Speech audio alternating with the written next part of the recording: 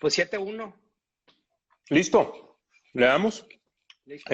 Pues, hola a todos. Marco, gracias por estar aquí con nosotros. Salud, Saludcita. compartiendo la tarde, viernesito. Y bueno, pues un poquito de antecedente de lo que platicamos. Nos juntamos hace unos días y estuvimos rebotando ideas de qué podíamos hacer para este live, ¿no? Queríamos, pues, hacer algo un poco diferente, alguna dinámica, algo que pudiéramos pelotear ideas, intercambiar, incomodar, que nos gusta a los dos. Y llegamos a esta dinámica que definimos entre los dos, de escribir algo, ¿no? Si quieres, no sé si quieres tú platicar un poco más del tema, del tema que planteamos y ahí lo vamos peloteando, ¿no? Bueno, primero agradecerte por la invitación. Te lo comentaba ese día que me emociona mucho lo que está pasando con Still Life, como de ser una plataforma que manejaban George y tú, ahora son este quinteto de la muerte. Y me emociona mucho la energía y la seriedad con la que están abordando los temas y cómo le están dando seguimiento a toda una serie como de pulsiones que están ocurriendo, particularmente en Monterrey, ¿no? Entonces, bueno, primero agradecerte Gracias. por la invitación. Segundo, ese día, como comentabas, hablamos de un par de escenarios, que si hacemos esto, que si tal, y yo te decía a partir de una anécdota muy, muy simple, que era que desde que empezó la pandemia yo no me he cortado el pelo, y hablamos un poco de eso. Yo te decía, oye, ¿por qué no hablamos un poquito de la noción del peligro, que es un juego de lenguaje, ¿no? Hablar como del pelo o peligro, ¿no? Pelo peligro. Entonces quedamos en una estructura muy simple donde cada quien preparó un texto, una suerte de texto para Instagram en relación a la idea de recortar el peligro. Entonces, un poco vamos a enfocarnos en eso. Los textos son cortos. La idea es un poquito darle lectura y luego platicarlos. Y obviamente si los que nos están acompañando pues nos quieren mandar ahí preguntas, dudas, tal lo que sea, abrir la discusión, ¿no? Excelente, pues eh, qué buena onda que se hizo. La verdad estoy muy emocionado por esta dinámica y la verdad es que, digo, nada más quería comentar esto, ¿no? De que lo platicamos en su momento, que te decía yo, oye, a mí me intimida un poco, ¿no? El hablar de algo personal, algo que yo escribí aquí, y dos, contigo, ¿no? También porque siento un poco de intimidación pues, del conocimiento que tienes y de la preparación y todo, y yo no, pero bueno, me gustó este juego que empezamos a comentar de yo poder hablar de temas que me son propios o que me gustan, que es como es la política en la que siempre estoy, Claro. pues, actualizado y hablando, etcétera, ¿no? Perdón por los perros. Todo bien, todo bien. Y tú, desde el punto de vista de la estética, ¿no? Hablando sobre el mismo tema de recortar el peligro, lo interpreté yo, quería dar este antecedente nada más para decir que lo interpreté yo, hice una interpretación libre de lo que platicamos y eso escribí. Entonces, pues ya sin más antecedente, si quieres empiezo yo leyendo lo que escribí. Perfecto. Y luego lees tú y luego ya lo comentamos y pasamos a las preguntas. Órale. Muy bien. Perfecto. Ahí va. Se titula El pájaro idiota. En la remota isla de Nueva Zelanda existe un gran pájaro, mitad loro, mitad lechuza y mitad idiota. El cácapo es un ave rechoncha, a la que se le olvidó cómo volar. El intento lo hace, pero sus alas desproporcionalmente pequeñas provocan que caiga con la gracia de un costal. Sus movimientos torpes son el complemento perfecto de su horrible parloteo. Pero lo más extraño del cácapo es que no siente miedo al no reconocer una situación de peligro. Y esto lo tiene a la orilla de la extinción. Nueva Zelanda es un pedazo de tierra muy particular. Es una isla y por lo tanto estuvo aislado de influencias externas por millones de años. Antes de que el humano desarrollara habilidades de exploración, solo se podía llegar a ella por aire, y por esa razón estuvo libre de depredadores. La lenta evolución de los pájaros nativos, entre ellos el cácapo, les llevó a perder la capacidad de volar y también a desaprender el miedo de ser presa. Además, para evitar la sobrepoblación y mantener el equilibrio, su proceso reproductivo se hizo muy complicado. Con la llegada del hombre europeo a la isla, llegaron otras especies depredadoras. Los perros, gatos y ratas recién llegados ocasionaron que el cácapo pasara rápidamente de una población de cientos de miles a menos de 40 hace algunos años. La selección natural llevó al cácapo a no saber cómo enfrentar a un enemigo desconocido. No supo cómo actuar ante un cambio tan rápido de su entorno. Pasó del cómodo aislamiento de una isla sin peligro al acecho constante de sus nuevos depredadores, sin un cambio en su comportamiento. En nuestro antropocentrismo, los humanos nos hemos erigido amos y señores de todo lo que está a nuestro alcance en la naturaleza. Somos depredadores. Acabamos con todo a nuestro paso, con bosques y selvas, con los mares, las montañas y también con el cácapo. El balance natural tiene poca importancia porque creemos que tenemos el derecho a dominar nuestro entorno para beneficio propio. Hemos creado herramientas físicas e intelectuales para avanzar en nuestro objetivo. Creemos que no hay obstáculo suficientemente grande que limite nuestro tránsito a la perfección. En nuestro afán de construir valor, destruimos las riquezas que la naturaleza nos ofreció. Pero además de ser depredadores, sin darnos cuenta, también somos el pájaro idiota, aislados en nuestra propia isla. Nos enfrentamos a un enemigo invisible que no sabemos cómo vencer. Ante el peligro de este agente diminuto, que ni siquiera califica como célula y que se propaga con enorme velocidad, reaccionamos de manera torpe y violenta. Este peligro no lo vimos venir porque es totalmente contradictorio al sistema que nos hemos creado para convencernos de nuestra supremacía. Ante esta situación, ¿qué sigue? Podemos seguir como el cácapo, haciendo lo mismo, pero ese camino nos llevará a la extinción segura. Por otro lado, podríamos replantear nuestra relación con la naturaleza, reconocer la simbiosis entre el hombre y su entorno natural, conservarlo y darle su verdadero valor más allá de nuestro beneficio egoísta. Con ese cambio de paradigmas, nos salvaremos nosotros y con nosotros al cácapo. Punto. Listo. Buenísimo, buenísimo, gracias. Gracias. Ok, vamos a ver. Es que luego se me vinieron algunas como ideas y preguntas, pero una y luego nos arrancamos, ¿verdad? Va. Como guste. Si quieres, le damos preguntas y... No, está bien, para aventarnos los Órale. textos y ahora sí ya lo abrimos a discusión.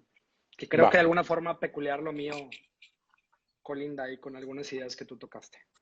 Excelente. Okay, yo empiezo, es un texto a 3 tiempos.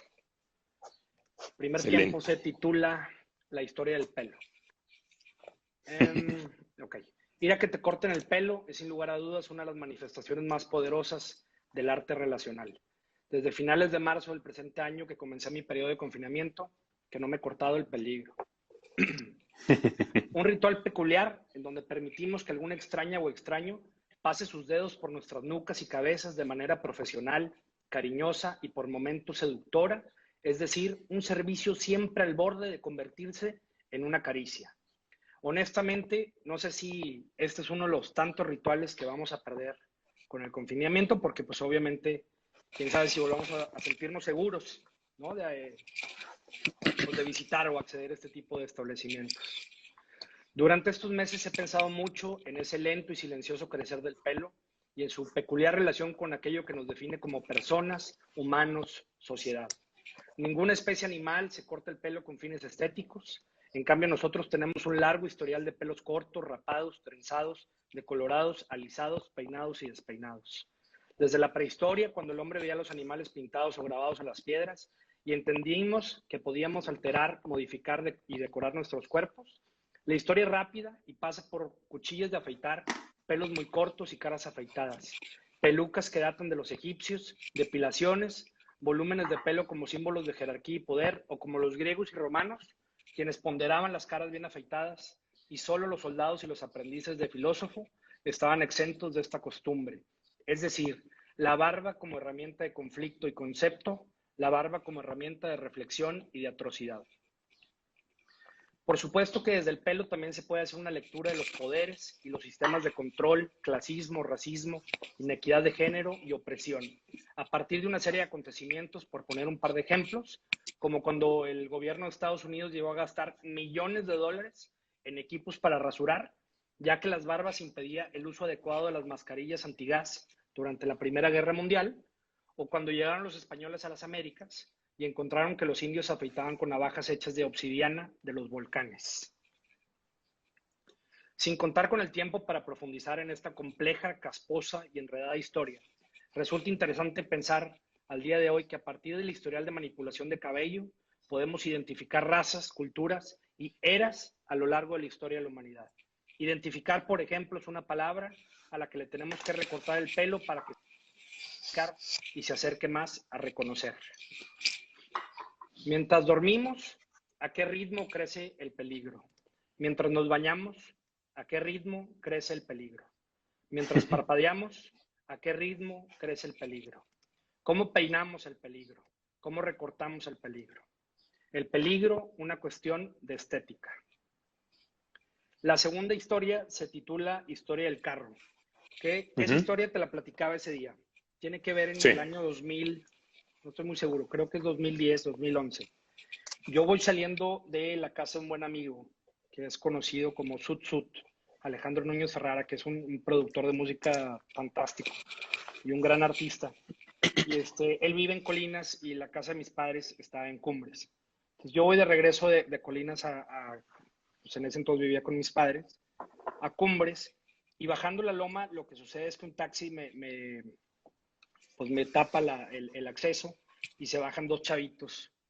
En el rápido acontecimiento yo logro ver que son dos jovencillos y como que alzando unas pistolas y tal. Yo de primera reacción intento meter reversa, donde veo de manera muy clara las pistolas, pues me detengo. Y aquí viene una primera cosa bien peculiar. En ese momento se escuchan muchas historias terroríficas, ¿no? Ya en un círculo muy, pues de allegados, ¿no? De amigos, familiares y tal. Yo ya había escuchado un par de historias muy densas, muy fuertes. Y a mí me toca una versión muy extraña, porque estos dos chavitos me abren la puerta y me dan un trato, digamos, digno, o sea, De fino. caballeros. Exacto, muy extraño. Como un asalto muy elegante. Me piden por favor que me baje del carro, que me tire al suelo, que les permita, o sea, palabras muy extrañas o sea, para utilizar en ese tipo de escenarios. Entonces yo estoy boca abajo, me muevo un poco, me agarran cartera, celular, se suben ellos dos al auto que tenía y como era de cambio, ser manual, ahí pasa una cosa peculiar donde se veía que estos dos chavitos no les sabían, entonces empiezan a intentar arrancar el carro, empieza esta cosa como a quemar llanta y ahí crece pues mucha la tensión, ¿no? Yo en un reaccionar brinco una pequeña barra que divide el ir y venir de esa calle y corro hacia una especie como de bosquecito que está en la montaña. Me meto con todas mis fuerzas a esconderme. Después corro un Oxxo, entro al Oxxo, le hablo a mi padre, me recoge. Digamos, ahí culmina ese momento el robo. Al otro día en la mañana vamos a reportarlo. Y aquí empieza una anécdota muy peculiar. Pusimos el reporte, a los 15 días nos hablan que encontraron el auto, no me acuerdo en dónde, pero que estaba completamente chocado, que teníamos que ir a uno de estos corralones a identificarlo. Entonces fui con mi padre, llegamos, vimos el carro, las placas, tal, el carro estaba casi deshecho. Y en ese momento no nos dejaron, o sea, abrirlo, vaya, acceder a ver si habían robado cosas y tal. Yo era un estudiante, entonces tampoco es que tuviera grandes cosas adentro de mi carro. Había mis lentes, había un par de libros, había cositas así muy simples, ¿no? Entonces, pasa esos 15 días, de ahí se lo llevan a un primer taller. En el taller hay un conflicto con el seguro, entonces mandan otra grúa y lo cambian a un segundo taller. En ese taller se queda casi 30 días porque la marca del carro que yo tenía, había un desmadre con las piezas o no sé qué. Yo nunca he sabido de carros, entonces, ni modo. Y para al fin de cuentas, cuando llegamos por el auto, pasa algo muy peculiar, o sea, donde ya tuvimos acceso al carro, a abrirlo y tal. Pues digamos que mucha gente o muchas manos pudieron haber pasado o pudieron haber habitado ese auto, ¿no? En ese tránsito. Y es bien curioso que se robaron todo lo que se podía, o sea, hasta la papelería del carro nos lo habían quitado, pero dejaron un libro, un solo libro que en ese momento yo no recuerdo dónde estaba, pero lo habían colocado de manera muy fina y muy gentil en la cajuela. Y este libro lo tengo aquí conmigo todavía, a ver si parece. Este Ahí libro se está. llama Las tres eras de la imagen, de José Luis Brea. Y en el momento que yo abro la cajuela y me topo este libro, pues me sacó una sonrisa muy extraña de pensar en lo que esto significa, ¿no? O sea, las letras chiquitas de este tipo de escenarios, el subtítulo de este tipo de imágenes, en donde pasa este atraco, este momento donde yo siento que voy a perder la vida. Al otro día mi padre me dice, vente a manejar conmigo para que se te quite el miedo. Y donde yo me empiezo a manejar, luego me topo con otro taxi, entonces me regresa una cosa de estética a la cabeza. Y en mí se activa una sensación muy peculiar. Pero me sigue sorprendiendo esta idea que un libro de estética, de teoría crítica, tal, sobreviviera a todo este transitar y al día de hoy sigue aquí conmigo. Y para cerrar este segundo bloque, quisiera leer un pequeño parrafito del libro que, Ok. que curiosamente tenía un buen rato de no agarrarlo y tenía como un señalamiento, entonces nomás quiero hacerle un breve honor, ¿no? La cita dice lo siguiente. En cuanto a las imágenes, acaso, como cosas, como imágenes de cosas, es preciso todavía pensarlas como habitantes obsesivos de todos los lugares. Potencialmente, ellas siempre están en todas partes, siempre han tenido ese don, el de la ubicuidad. Incluso me gustaría advertir que ahí donde está una, no se excluye el estar de otra. Al contrario, ellas siempre están acumuladas, superpuestas, plegadas, amontonadas febrilmente. Puede que incluso estén todas al mismo tiempo, todas a la vez. Ellas nunca mueren, siempre rebotan y rebotan. En cada lugar, si uno pudiera tomarse el tiempo suficiente para desplazarlas, milenios luz. Ver es entonces y sobre todo una operación selectiva. Se trata de seleccionar entre todo aquello que puede en cada momento, en cada lugar, estarse viendo. El peligro, una cuestión de perspectiva. La tercera parte, vamos a titularla Historia del Arte. Y en esto, básicamente, hay una dinámica pues, cercana a lo que podría ser un cadáver exquisito. Desde que empezó el confinamiento, yo he estado siguiendo mucho las notas de prensa, ¿no? La prensa cultural, para entender un poco qué ocurre con el museo, qué puede pasar en la institución, cómo están viendo las galerías, todo esto. También intentar estar como al corriente con esa información. Y lo que voy a hacer a continuación es leerles de manera muy rápida y continua, como si hicieran un solo texto, una serie de títulos de notas que me parecen interesantes a revisar. Y está separado en dos bloques. El primero es un par de semanas antes de que México empezara con la conversación del confinamiento y luego se va a notar mucho el brinco a este otro tono. Entonces, para no perder tiempo, me arranco. ¿Qué es un museo? Esa es la pregunta que desde hace un año ha tratado de responder el Consejo Internacional de Museos, ICOM, la mayor organización internacional de museos y profesionales ligada a la UNESCO.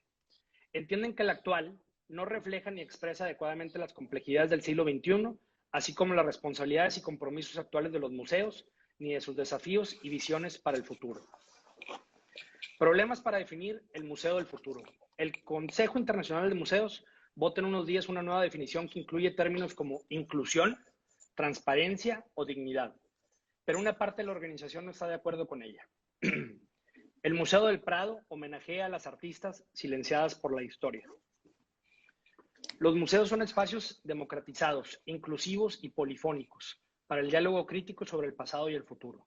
Reconociendo y abordando los conflictos y desafíos del presente, mantienen los artefactos y objetos que les han sido confiados por la sociedad, salvaguardan la diversidad de la memoria para las generaciones futuras y garantizan la igualdad de derechos y el acceso al patrimonio para todas las personas. Además, los museos no tienen ánimo de lucro, continúa la definición. Son participativos y transparentes y trabajan en asociación activa con y para diversas comunidades para recopilar, interpretar, exhibir y mejorar la comprensión del mundo, con el objetivo de contribuir a la dignidad humana y a la justicia social, a la igualdad global y al bienestar planetario, añade. La nueva definición supone una ruptura radical con el modelo instaurado desde hace más de 4 décadas. Ahora se aboga y apuesta por conceptos como la inclusión para dar respuesta y reflejo a la diversidad de la sociedad y las necesidades de llegar a todos los públicos. Y otras ideas importantes son las de la transparencia, dignidad, justicia, igualdad y bienestar. Ninguno de ellos tenía hasta este momento hueco oficial en el ADN museísticos. Entonces quería un poco empezar con este primer bloque porque señalan una discusión internacional en la vocación de los museos donde querían dar cabida a esta serie de términos, ¿no? Transparencia, dignidad, justicia, igualdad, inclusión. Donde está a punto de empezar toda esta discusión de manera muy activa, entra el COVID, ya que hay un cambio radical en los titulares. Esto es pre-COVID, esta discusión. Esto que acabo de leer es pre-COVID, ahora viene ya estando arriba del COVID. Ya. La mayoría de actividades artísticas y espacios culturales permanecen cerrados desde el pasado 17 de marzo a causa de la crisis sanitaria por el coronavirus. Da clic aquí para consultar su sede digital. Un curador de fama mundial está trabajando 18 horas al día para poner uno de los mejores museos en línea de Italia para los italianos, para que puedan visitar desde la cuarentena. Museos del mundo cerrados y con futuro incierto por COVID-19. Un estudio realizado entre el 7 de abril y el 7 de mayo por el ICOM y la UNESCO, entre 1.600 profesionales de 107 países de los 5 continentes, da cuenta de las dificultades a las que se enfrentarán los museos y sus profesionales a raíz de la pandemia. Los gobiernos deben comprender que el arte es una necesidad social. El galerista aboga por un plan integral para ayudar a la creación artística. Prepararse para la reapertura, garantizar la seguridad del público y del personal. Se recomienda que los museos que no estén en condiciones de adaptarse a estas medidas permanezcan provisionalmente cerrados. El 30% de los museos pronostica despidos de su plantilla de profesionales. 41% asegura que va a perder parte de los apoyos provenientes del sector público y 43% prevé la desaparición de los apoyos que vienen de la industria privada. La restauración del primer sitio virtual de arte contemporáneo en la historia, creado en 2008 en la 16ª Bienal de Sydney. Lo importante ahora es asegurar la salud de galeristas y visitantes. Piden rescatar la cultura ante crisis por COVID-19. Pidieron que se considere esencial este gremio y se les otorguen apoyos. El distanciamiento social será una máxima. ¿Se puede celebrar una feria de arte en estas condiciones?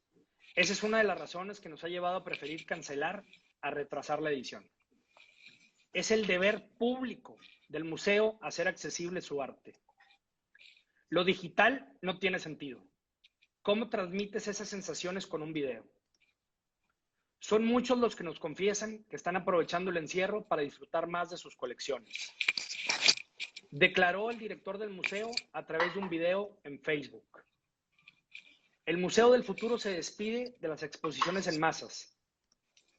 La crisis sanitaria tomará la vida de las instituciones del arte que tendrán que aprender a vivir con una drástica caída de ingresos por la venta de entradas. Los museos dejarán de ser objetivo de turismo masivo y los indicadores de éxito serán menos cuantitativos y más cualitativos. Los últimos días del mundo del arte. Morena convertirá Casa de Transición de AMLO en museo sobre la 4T. En imágenes. Vea imágenes espeluznantes de las ciudades culturales más populares del mundo vaciadas por el coronavirus. La vuelta no va a ser fácil. La situación actual merece de nuestra atención y nuestra acción. El decreto presidencial nos afecta a todos de manera inmediata y con consecuencias a largo plazo que aún son difíciles de calcular. Sin embargo, es evidente que las ciencias y la cultura serán duramente golpeadas por decreto presidencial. Sin cultura y ciencia no hay posibilidad de una sociedad equitativa e igualitaria. Sumemos esfuerzos, sumemos firmas. Pasarán meses, si no años, antes de que anticipemos el regreso a los niveles de presupuesto y operaciones para requerir servicios educativos. Otro dato de alerta es que el 11% de los museos considera que no ha tomado las suficientes medidas adicionales para prevenir robos, cuidar los depósitos, preservar lo expuesto y hacer frente a los riesgos del cierre. Incluso 18% de los encuestados señala que sus sistemas de seguridad son inadecuados para garantizar la conservación de los objetos. perdón. Para combatir Ujú. este virus, para pensar en otro mundo posible, primero debemos tener cuidado y luego coraje. El peligro, una cuestión de narrativa. Como cierre, quisiera volver a enunciar estos 3 títulos, ¿no? El peligro, una cuestión de estética. El peligro, una cuestión de perspectiva. El peligro, una cuestión de narrativa. Me Gracias. encantó. Excelente. Ahorita, antes de empezar, dijiste que le encontrabas puntos en contacto con lo que yo leí. Me Sí. interesaría saber qué viste. Ok, lo primero que me encantó del cácapo, la teoría del cácapo que relatas, tiene que ver con la noción del miedo. Yo fíjate que he estado pensando mucho en miedo. Una, porque yo siempre me he considerado una persona miedosa. Y hace un par de meses conviviendo con mi abuela, en un chiste familiar Ujú. ella decía, no, pues fíjate, tú desde muy chiquito eres muy miedoso. Y es bien peculiar que te digan la frase, ¿sabes? No que tú la pienses o que tú la asumas, sino que alguien más te la diga. Y bueno, también Claro. las abuelas son un lugar de autoridad, ¿no? Ya es una espada en el hombro cuando te cae una frase así. Entonces yo lo que he estado haciendo es intentar pensar en eso, o sea, ¿qué significa ser miedoso? En este país tan violento, tan salvaje, tan inseguro. Y, y pensaba que muchas de las ecuaciones o de las instituciones que nos rodean trabajan con una economía del miedo. O sea, pagar el seguro médico, pagar el carro, etcétera, ¿no? O sea, como que Claro. pagas previo a un miedo que pueda acontecer. Entonces, esta idea del Sí, miedo y de porque el extinguirse, miedo es futuro, ¿no? exacto, Es un evento exacto. futuro. O sea, no pagas una vez que aparece el acontecimiento, sino pagas en la previa. O sea, lo que pagas es una economía del miedo. Entonces, esta idea que mencionabas del miedo a extinguirse, me parece que hoy en día pues se vuelve transversal absolutamente muchas profesiones, ¿no? O sea, el día que nos dimos cuenta, muchos campos profesionales que no aparecíamos en la lista de prioridades, ese día entendimos que como el cácapo, quizá nos habíamos dormido en los laureles y quizá no habíamos estado con las alarmas puestas. Claro. Qué duro. Ahora, Este, el miedo también tiene algo potente, ¿no? Que es esta capacidad como de aventar un shot de adrenalina o de una explosión del cuerpo hacia una serie de reacciones sí, que definitivamente tiene pueden su ser lado, interesantes. sí, su lado de supervivencia, ¿no? O sea, existe porque algún valor nos trae a los humanos, o nos trajo en Claro, algún punto, ¿no? claro. Platicando yo con Georgie, hablábamos del miedo a lo irracional, las fobias, por ejemplo. Y me llamó mucho la atención, no hablé sobre ese tema, pero fue uno de los temas que consideré para platicar aquí, para escribir algo. Eh, que yo tengo una fobia a los anfibios, o sea, todo lo que sea lagartijas, todo Okay. este tema, pero me dan ataques de pánico si veo en una revista, o sea, ya no digas así en persona me desmayo, ¿verdad? En una revista hojeándolas y veo un sapo, una lagartija, algo así, me empieza a dar un ataque de pánico. Entonces, y es algo que extrañamente, en vez de ir disminuyendo, ha ido creciendo conforme tengo más edad. Claro. Eh, y es ridículo, ¿no? O sea, al final del día es ridículo porque no me va a pasar nada, ¿no?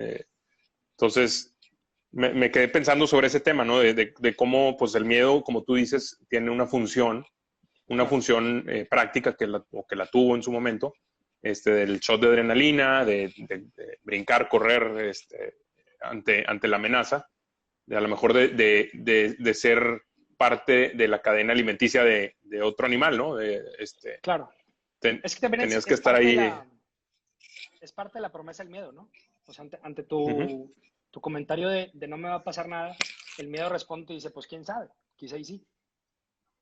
¿No? Y eso que Claro. comentabas me recuerda, hace justo un año estuve de residencia en Casa Guavi y previo a llegar a la residencia, platicaba con Uh-huh. 2 artistas, con Benjamín y con Joaquín Segura, y ellos hablaban, les tocó muy en la primera etapa de la residencia, y les tocó ver cocodrilos, y les tocó que entraran murciélagos en la noche a los cuartos, y con el ventilador se golpeaban y caían en las camas, o sea, unos escenarios No, que pueden sonar chistosos, pero que yo en el avión rumbo a la costa de Oaxaca decía, ay, cabrón, yo no sé si venía pensando yo en esto, si venía preparado para esto. y mis, o sea, con quienes me tocó compartir la residencia, no me dejarán mentir. Pues yo sí de repente al oscuro total reaccionaba con un pánico absoluto y corría por mi vida y era escapar de sapos y mosquitos y serpientes. Pues no sé, mucho miedo, poco miedo, no sé. Yo siento que es una herencia que este país nos ha otorgado en los años recientes. O sea, hay otra historia que platico mucho y que no me deja de doler el relato, donde una vez estando en Cholula, en Puebla, eh, después de una inauguración, con la persona que me estaba quedando me dice, mira, donde te vas a dormir está por aquí, caminas 8 cuadras, todo derecho y llegas. Entonces yo empiezo a caminar, a lo lejos veo que sale una persona, pues se ve solamente la silueta y se queda ahí parada en una esquina. Entonces empieza a activarse como toda esta cosa, esta paranoia, esta preparación ante el acto posible, ¿no? De si te pueden asaltar, si se te acerca, si te quiere golpear, lo que sea. Entonces yo ya iba pensando en todo este mecanismo, como de saca las llaves, oye, pues no traigo llaves, entonces ¿de qué agarro para si tal?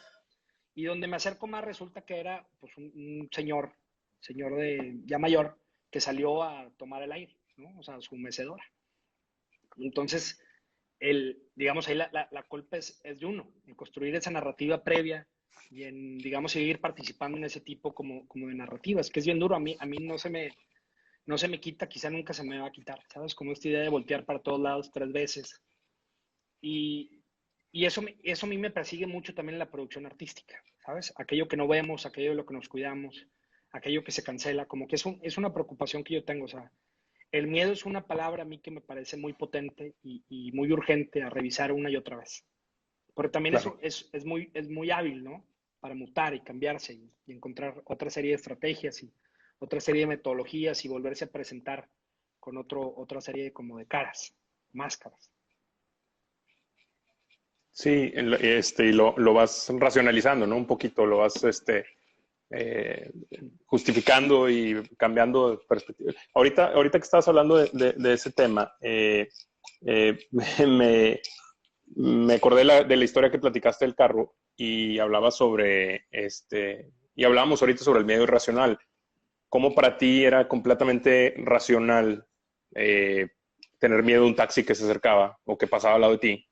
Pero para alguien que no supiera el contexto de la historia, pues era completamente algo irracional, ¿no? Entonces, Claro, eh, yo tratando de hacer un poquito el ejercicio hacia atrás en mi vida, de dónde viene este miedo o este temor a ver un sapo, ¿verdad? O sea, que es completamente, este, eh, pues no encuentro el punto, pero sí tengo recuerdos muy vagos de mi infancia, de abandono, por ejemplo, ya. relacionados con el estar en una escuela nueva, por ejemplo, de kinder, y a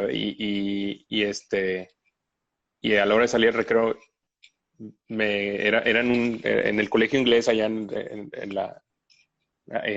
la montaña, y salió un sapo. Entonces, no sé si yo relaciono un poco esto, ¿no? Porque también tengo un temor al abandono, por ejemplo, y lo relaciono y pienso ahorita. Bueno, Claro, no sé, me acordé ahorita que hablabas de ese tema, ¿no? claro. Es que no Este, deja de ser peculiar porque si lo piensas, o sea, se traduce en estéticas, que es un poco lo que yo intentaba como dibujar con el texto. O sea, a mí cuando nombro lo del claro, taxi, a mí esa parte me persigue mucho, porque si lo piensas, lo que pasa es que ese miedo instaura en mí, o yo permito que se instaure, una estética del miedo a partir de un esquema de clase. ¿Sabes? A quien le tengo miedo no es una limusina, no es un helicóptero, no es un carro claro, de lujo, es a un ecotaxi. Entonces yo lo empiezo a claro. asociar, los colores, la lógica, pues claro, hay un sector social. Entonces ese mecanismo que se instaura me parece también muy peligroso. O sea, es como la estética que se deriva del narcotráfico, que va ligada de repente de música regional. Y esa música regional no dependía, o digamos, no proviene directamente de ese tipo de sistemas. Pero ahora al verse ligada, genera una estética, ¿no? Produce un rechazo. Entonces tú estás en la calle y al Claro, lado te aparece, por poner el ejemplo obvio, una pick-up con música de ese estilo a todo volumen y produce un miedo, ¿no? Y eso digamos, el miedo que se traduce en cuestiones de clase, de raza, no sé, eso me preocupa. Como que es un tema, te digo, que no es fácil como de lidiar Claro, y de entender qué posición tienes tú, digamos, en la geografía del miedo, ¿no? sí, híjole, es todo un tema, ¿no? Porque pues es lo mismo, ¿no? Es la misma idea de un temor irracional o racional probablemente, ¿no? Que pueda tener algún sentido, pero, ya se vuelve parte de una, eh, pues, eh, dinámica, no sé cómo llamarlo, en donde estás haciendo un prejuicio de una persona, ¿no? Sí, Y, sí, si lo haces sobre un objeto, sobre un animal, pues no hay mayor trascendencia, ¿no? claro, Pero al involucrar a una persona, pues tiene todo este contexto claro. de histórico y estas imágenes también que relacionas también tú mismo, ¿no? O sea, que lo relacionas con la culpa también, ¿no? Por ejemplo. Sí, sí, sí, sí. Y también te Este, digo, una asignatura pendiente por entender todos los derivados de esa estética del miedo. O sea, ajá, me acuerdo en conversaciones con el crítico Daniel Montero, que él ha venido muchos años a la ciudad y conoce muy bien qué está pasando y qué ha sucedido y conoce muchos artistas, académicos, etcétera. Él decía que le parecía peculiar cómo no habíamos entrado, digamos, al diálogo directo con esa situación histórica y que un par de años después se sintió un brinco como si todos hubiéramos asumido que todo ya estaba bien, que ya había pasado. Obviamente lo pongo en palabras mucho más, mucho menos de como Daniel lo diría de manera más elegante, pero a mí me parece interesante pensar en eso.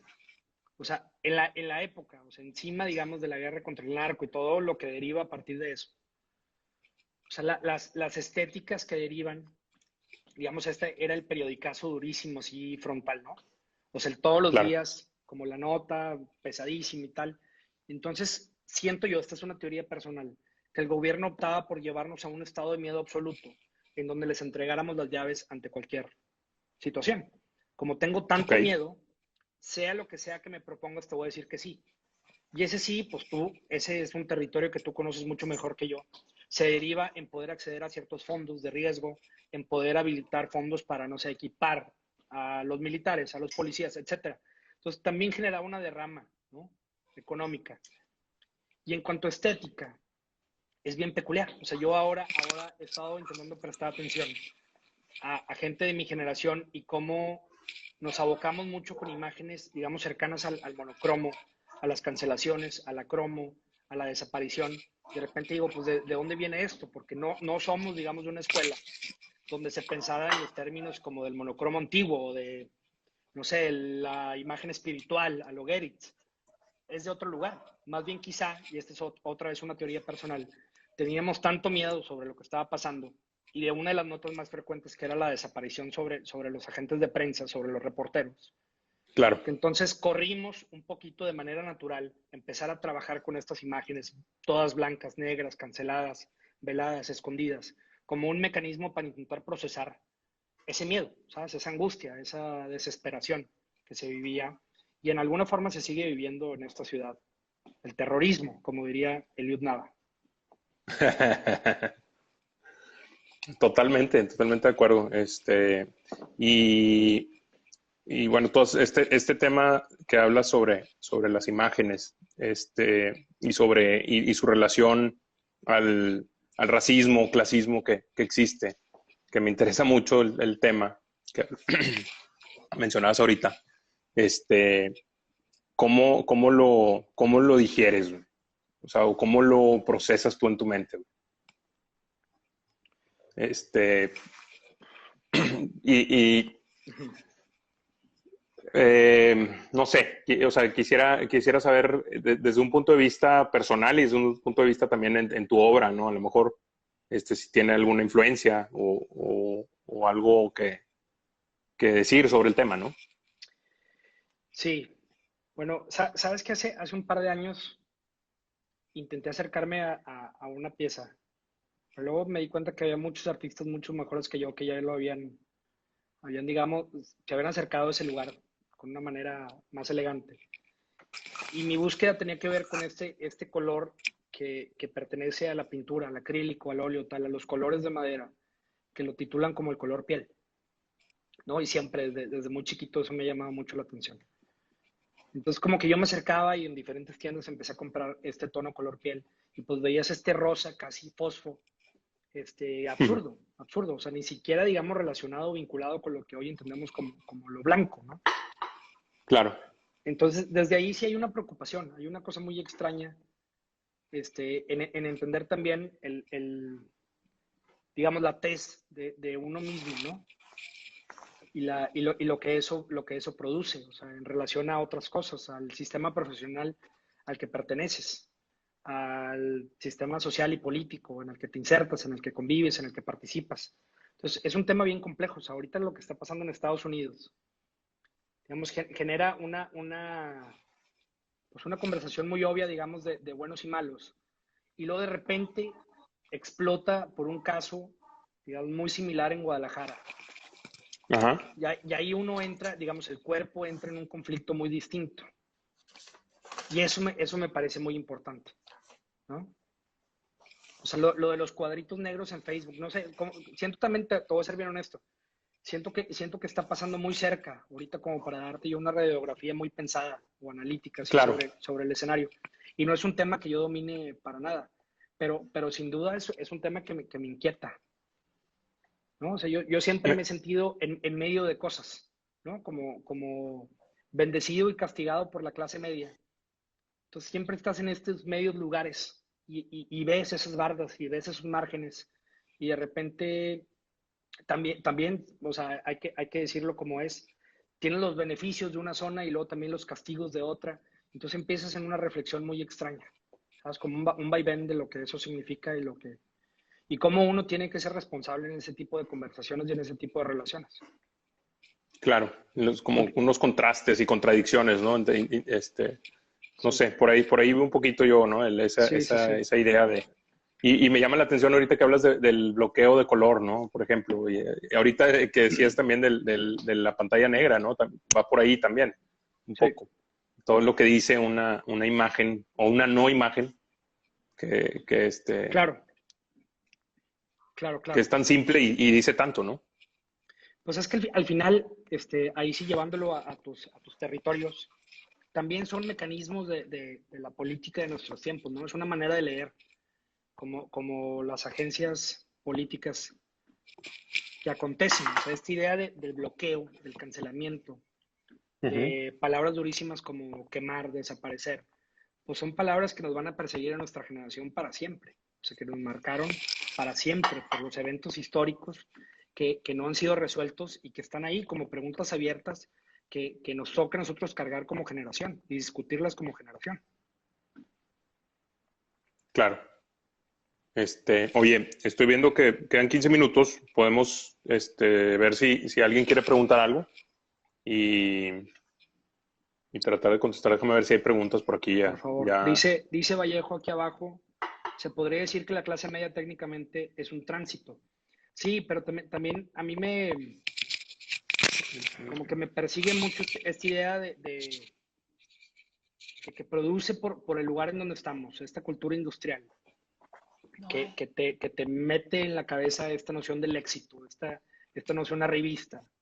Entonces genera un sistema muy violento en sí. Ya hay un miedo per se por la cosa económica, por la plusvalía, por la posición social. El éxito es otra palabra para mí muy ligada al miedo. O sea, si lo pensamos, produce mucho más frustración que, digamos, casos reales para platicarse en el cómo se establece ese éxito. No sé si alguien más quiera enviar alguna pregunta por ahí. Oye,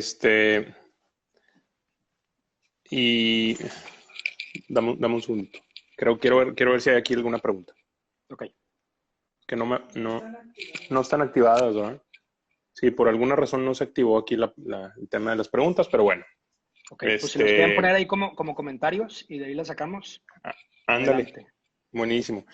Te También iba tú a... hablabas... Perdón, dime. Ajá. No, te quería hablar de los actos o el activismo o los actos ¿cómo se llama? Resistencia, por decir, en contra pues de estas actividades peligrosas, ¿no? De autoridades por ejemplo, ahorita que hablas del tema del arte y la cultura, la falta de fondeo que va a haber, que seguramente va a haber, Claro. tanto a nivel público como a nivel privado, ¿cómo visualizas o qué es lo que ves que viene no tanto desde el punto de vista del museo o de la institución, sino más bien del artista, ¿no? Del propio artista? Como acto de resistencia o como acto de protesta o como acto de reclamo, etcétera, hacia este cambio, ¿no? Tan abrupto y tan rápido que se está dando. Híjole, es una gran pregunta. Es una gran pregunta. No lo tengo seguro, pero vamos a ver cómo van cayendo las ideas. Lo desmenuzamos, lo vamos desmenuzando. O sea, lo que pienso de primera mano es que existe la probabilidad de que este sí sea un fin de la práctica como lo entendíamos, ¿no? O sea, que se cierre un capítulo histórico y hasta aquí llegue un proceder y unas formas y una estética y una manera de investigar y presentar, ¿no? Eso por un lado me parece acertado. O sea, te voy a poner un ejemplo muy claro. Si lo que estamos viviendo es la muerte de las inauguraciones, creo que eso es un acierto. ¿Sabes? La inauguración se había pervertido por completo, a mi entender, en este acto social de encontrarnos, que es muy padre apoyar al colega que inaugura, eso me parece muy bien, pero estábamos, digamos, acomodando la estructura de una manera peculiar, en donde de repente las imágenes, las piezas, la investigación perdían la batalla, o sea, procesos de un año, 2 años para presentar una expo y la gente se quedaba 10 segundos, 15 segundos enfrente de una pieza y salían disparados a hacer 15 minutos de fila por una cerveza gratis. No estoy peleado con el alcohol, no estoy peleado para nada con el alcohol, aquí nos está acompañando la conversación, pero sí creo que ahora sí el orden de las cosas sí afectaba de manera absoluta los resultados. Ahora, esto tiene que ver con la temporalidad de una exposición y cómo estaba pensada. Procesos, ¿En qué digamos, sentido? de obra que seguimos contemplando como para que sean como de pausa, como llegar, sentarte, contemplar, estar ahí, y en relación a un tiempo muy rápido con el que vivimos. O sea, a mí me ha tocado atravesar museos completos en 10 minutos porque voy en esquema de turismo y prácticamente corres, como nomás para decir, bueno, ya lo vi, estuvo chido, lo conocí, listo. Entonces, repensar esa parte me parece importante. También ocurría algo peculiar, que creo que no le ayuda a la inauguración o a la exposición en sí misma a seguir viva. Muchos artistas producen en el estudio, toman la foto se vuelve un PDF, el PDF se va al WhatsApp, el WhatsApp llega al cliente, el cliente dice, me interesa, tráemelo a vista, entonces llega el camioncito de la galería, sube la pieza, lo lleva a la casa. Al cliente le gusta, la pieza se queda en la casa. Y ese fue el círculo de vida, ¿no? Total. O sea, desde el proceso tal hasta que la pieza llega a un coleccionista. Y en ese sentido, si lo piensas, la inauguración, la exposición, el texto de sala, no interfieren en ningún nivel. Entonces, creo que este es buen momento para Claro. preguntarnos qué le estábamos haciendo a ese tipo de protocolo, en qué lugar lo estábamos colocando y cómo lo estábamos empleando para que recupere, no su jerarquía. A mí no me importa esta idea de la jerarquía y si era importante o no el protocolo y tal, no me interesa eso. Me interesa mucho pensar en qué posibilidades esto genera, ¿sabes? Y en tanto, otros modelos de pensar el proceso de obra, otro tipo de registros, otro tipo de relación con quien adopta y asume y conserva este tipo de imágenes y procesos. Entonces, a mí se me hace que se activan una serie de posibilidades bien interesantes, que quizá ya no están en el espacio físico, en la arquitectura cultural. Entonces, eso me da miedo porque yo nací y soy de la generación que sigue pensando en exposiciones, pero quizá nos está tocando ver eso, la muerte de la exposición, o la exposición Claro. ahora que quede pues, sumamente afectada, ¿no? Comenta Vallejo ahí, tu expo en el cuarto caminaba en esa reflexión de hacer fila y darte tiempo para ver la pieza. Claro, sí, bueno, a mí esos mecanismos me gustan mucho, como del el encuentro uno a uno con las cosas. Entonces digo, y también entra, qué chingado, o sea, bendita profesión donde das un paso y te equivocas dos. O sea, la idea del uno a uno con la obra, con el espacio, se acerca mucho, digamos, a la visita guiada, a los aparatitos estos de museo que te ponen para que tengas el recorrido auditivo, pero eso también es una forma de orden, ¿no? Es una forma de control, es una Claro. forma de decirte cómo tienes que entender las imágenes, como tal. De ahí viene Oye, también Marco, el gran pleito, dime. perdóname, pero se está acabando el tiempo porque me conecté antes y no me acordé, güey, que tenía que cerrar la sesión Listos, y volverla a empezar. listos. Se Pero nos fue rápido, que si no, es buena señal. sí, hombre, si no te importa, o nos conectamos nada más para... Todavía tenemos 7 minutos muy Gustavo, buenos. sí se nos acabó muy dramático el asunto. Y Sí, hombre, todavía no habíamos hecho la entrega de premios y todo eso y todo. Oye, pero híjole, bueno, aquí ya estoy más relajado, pero sí, la cámara intimida, güey, ¿no? Porque, Sí. no, Yo la verdad este, es que tuve nervio todo el día de esto, ¿eh?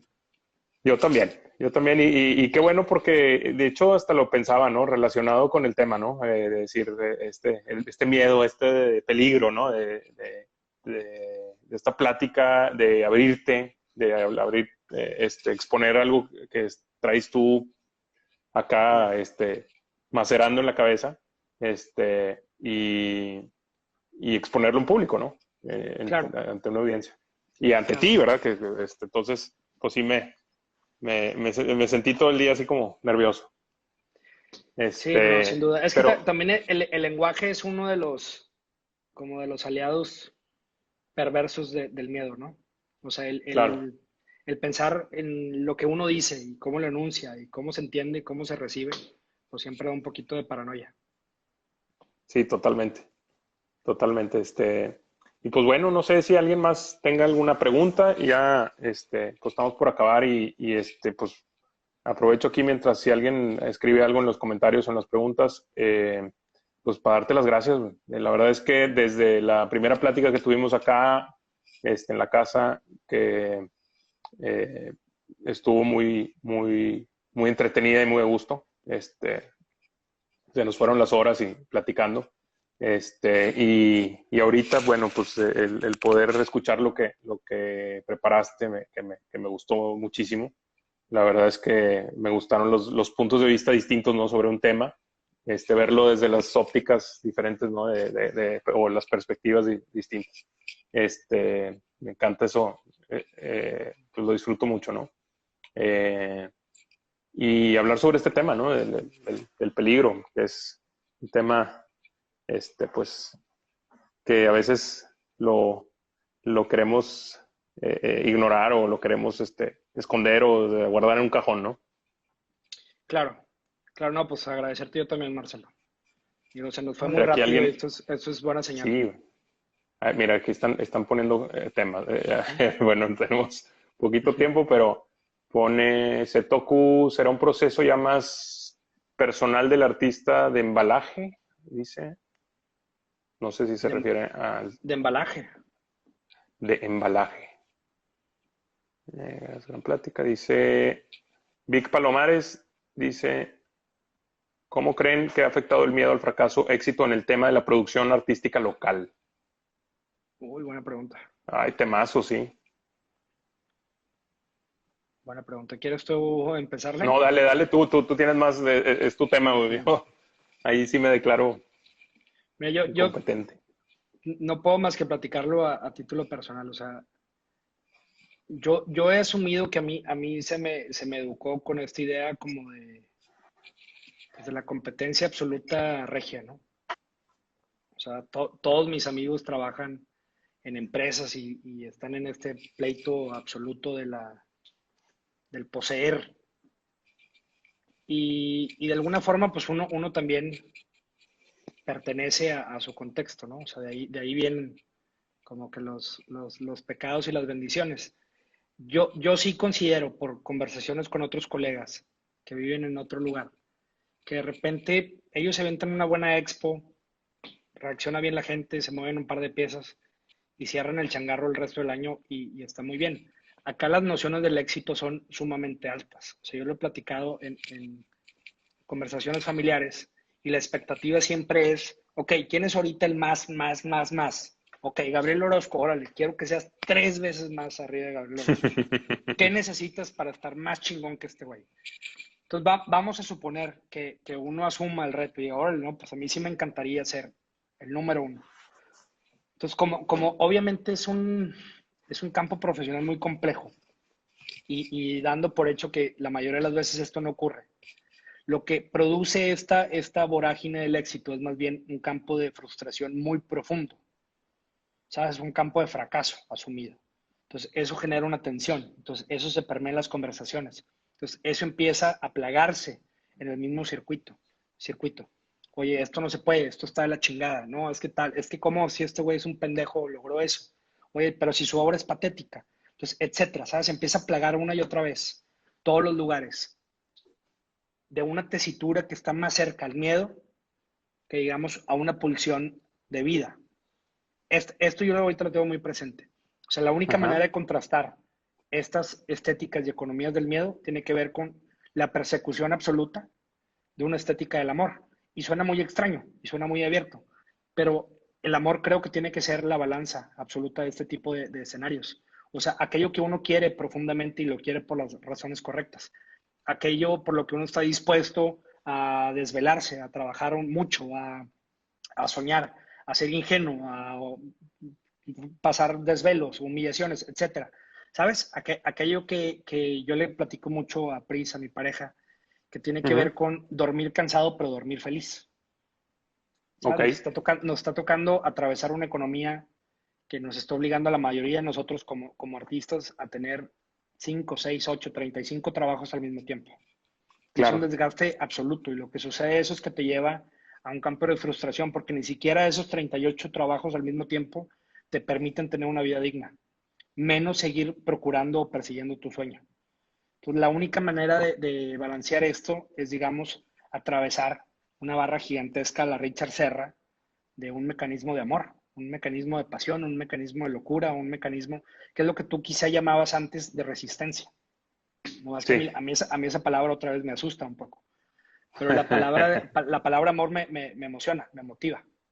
Entonces creo que lo que preguntaba Víctor tiene que ver con eso. Claro. Entonces sí existe una textura que se siente de frustración relacionada directamente con las nociones de éxito que ni siquiera tienen que ver con nosotros. Vienen de otras generaciones y de otras estructuras profesionales y se permean acá, por supuesto. Bueno, y es que el acto de amor es un acto de resistencia, ¿no? En sí mismo. O sea, Claro, este, al final estás luchando contra algo, ¿no? Contra un miedo, contra cualquier cosa, ¿no? claro. Eh, contra la vida, etcétera. Eh, Sí, ahí entonces, Raúl menciona ajá, a un texto que últimamente creo que se ha vuelto ahí medio viral, sobre esta sí. noción que ahora uno cree que ganó libertad y más bien lo que pasa es que uno se autoexplota, ¿no? Entonces estamos de lunes a domingo en la locura absoluta y como quieran sentimos que no nos acercamos a nada. Sí, y, por ejemplo, ahorita con el encierro, lo platicamos la otra vez, George y yo, de cómo hay esa búsqueda de estar ocupado todo el tiempo, ¿no? Y de estar siempre con un tema, ¿no? De, oye, espérame, ¿por qué no es necesario, no? ¿Por qué Claro, tienes que estar buscando que tu hijo llene los espacios con clases en línea de lo que tú quieras, ¿no? Pues que salga o que hagan algo ahí creativo en la casa o no sé, cualquier otro tema, pero ¿por qué esa necesidad y incluso de competencia, ¿no? sí, De tener que seguir en esta dinámica con las otras mamás y con el resto de la sociedad de seguir midiéndote, ¿no? Un poquito. claro, por Este, supuesto. Que es difícil, obviamente, porque atraviesa procesos pues, muy personales y emocionales.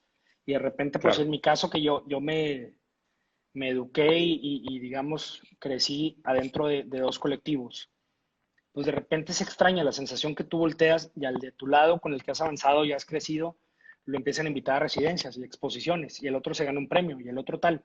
Y tú entras en ese conflicto, ¿no? ¿Qué está pasando? O sea, ¿por qué a mí no me toca? ¿Qué estoy yo haciendo mal? ¿Por qué mi obra no se percibe de la manera correcta, etcétera? Y cuesta mucho trabajo. A mí es una cosa que me persigue todos los días, de asumir los tiempos de uno, ¿sabes? El proceso de uno y que poco a poco uno va construyendo esta constelación de sus intereses y poco a poco va a ser legible en tanto más proyectos se vayan presentando, pero no es en comparación con. o en relación a otras cosas. Claro. Oye, Marco, pues bueno, la dejamos ahí, pero pues te agradezco muchísimo otra vez. Discúlpame el cortón ahí, No, hombre, medio agresivo, no, para nada. pero pues te agradezco muchísimo y la verdad se disfruta mucho, como te dije, pues platicar contigo es un deleite, ¿no? Siempre. Y pues le seguimos después, ¿no? Gracias, te lo agradezco mucho y nomás si quisiera, antes de que nos vayamos, mandarle felicitaciones al buen Vallejo, que si no me equivoco, hoy cumpleaños. Es correcto. Y aprovechar así como la radio de los 90, mandarle un abrazo al buen Vallejo. Amanda, Georgia y Gloria, pues gracias por esta plataforma tan increíble, por lo que están haciendo. Y pues, Marcelo, siempre un gusto platicar y siempre un Igualmente. gusto ver las batallas públicas que atraviesas ahí en el Facebook con el doctor que todos conocemos. Ya le anda sacateando, güey, pero no, no lo dejamos retirarse. No, buenísimo, ya está, Marco. Pues gracias a todos por estar aquí y vernos. Y pues seguimos platicando. Seguimos, la próxima semana tenemos seguramente 2 eventos. Por ahí, pues esténse al tanto de las noticias en el feed. Muy bien, pues gracias, Marco. Saludos. Buen viernes a todos, a todas. Y nos estamos platicando. Gracias. Hasta luego.